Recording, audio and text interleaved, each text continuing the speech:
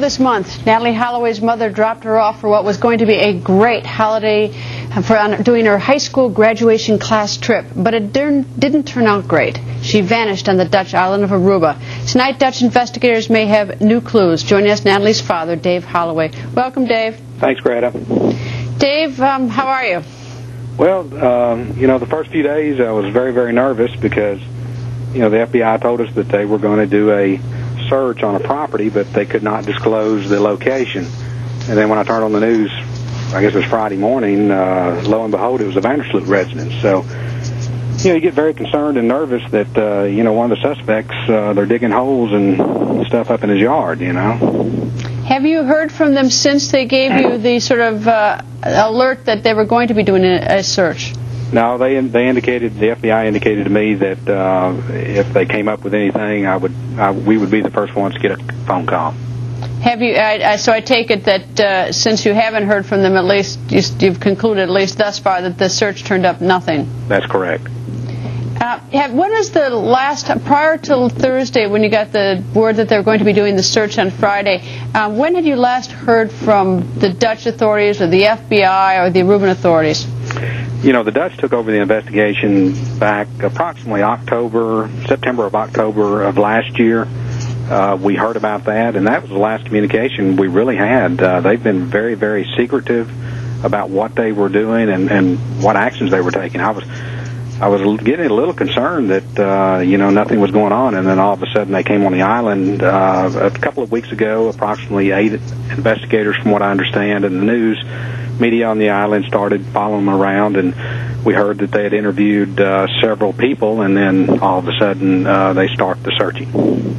Dave, I don't mean to be a wet blanket, but you said that they came on the scene last September, October '06, and that they've been very secretive until they did this search. I mean, what makes you think they've been doing anything at all? I mean, it doesn't take a lot to do this search, and it's been about 6 or 7 months. Do you think they've even been doing anything? That's a good question. I understood that they obtained all the documents and started reviewing those, all the investigative team, and then, of course, we were wondering when they would ever go back to Aruba, and they finally did it a couple of weeks ago. So, what would you like the Dutch to do? I think what they're doing is, well, I'd like for them to solve the case, obviously, but I think what they're really doing is going over some of the areas where they felt like the investigation was not done in a proper manner. In terms of Iran, Deepak and Satish, what questions would you like to put directly to them? Well, obviously, I would want them to tell the truth and disclose, what happened to Natalie and what kind of condition she was in when they supposedly left her at the beach. I really don't buy that story, but I just certainly asked them to come clean. Are you 100% certain that they didn't simply leave her at the beach? I mean, in your heart and mind? My heart and mind, no, I don't. And in terms of, you hold all three accountable. Is that, you remain 100% suspicious of those three and no one else? Yes. I think when you get into a situation when they start lying right off the bat and continue lying and trying to deceive the police and then start that process, and the police have told us time and time again they've tried to look for other leads, and it circles back down to these three boys. So, are they the only three involved? I don't think so. How do you it's now been almost 2 years. It'll be 2 years at the end of this month. Every day do you think about this? Are you consumed about this case? Yes, you think about it every day. You try to just stay busy at work and, try to do other things. But, when you get by yourself or a lull moment, it pops in your mind. You start trying to figure out exactly what happened. And in terms of Karen Janssen, who was the prosecutor, who is now back in Holland, she never sat down and sort of briefed you. She claims that she couldn't, but she never did brief you on what they did learn? Well, no, I think John has made some attempts to speak with her, and he's got a pretty good idea of himself of what has happened. But no, nothing. I think they got into a situation where a lot of documents were leaked out, and they've tried to keep that from happening again. Well, Dave, I can tell you that I get tons of emails every single day. Everyone really wants you and Natalie and Robin and Jug to get your answers, that you should have them. Anyway, Dave, thank you. Thank you, Greta. Now back to Aruba. Let's bring in Dave Holloway's Aruban lawyer, Vinda De Souza. Welcome, Vinda. Hi, Greta. How are you doing?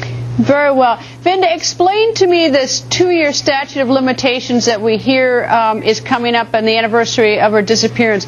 It's not a statute of limitations to prosecute ever, but it has some significance, doesn't it? Yes, it does. It's actually not a statute of limitations. There is a ruling based on the Article 6 of the European Treaty for Human Rights. And basically it says about violation of the due period.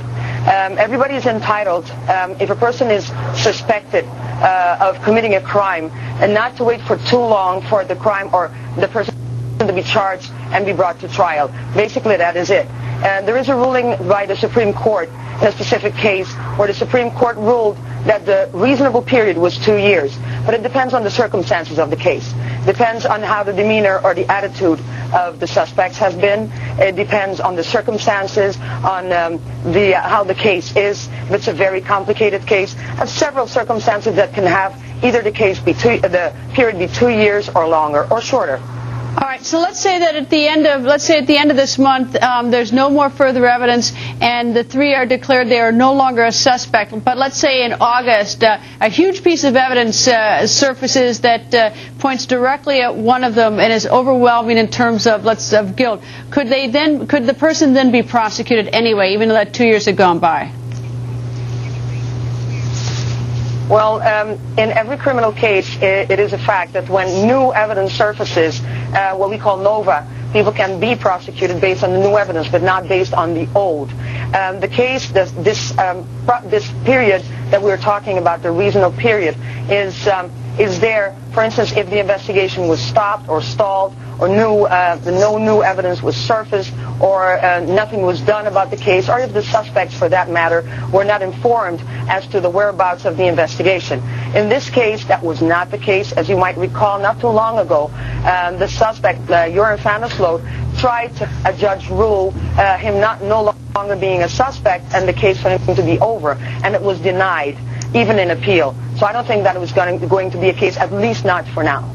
All right, we have 30 seconds left, but tell me, how do you grade the Aruban authorities on their investigation?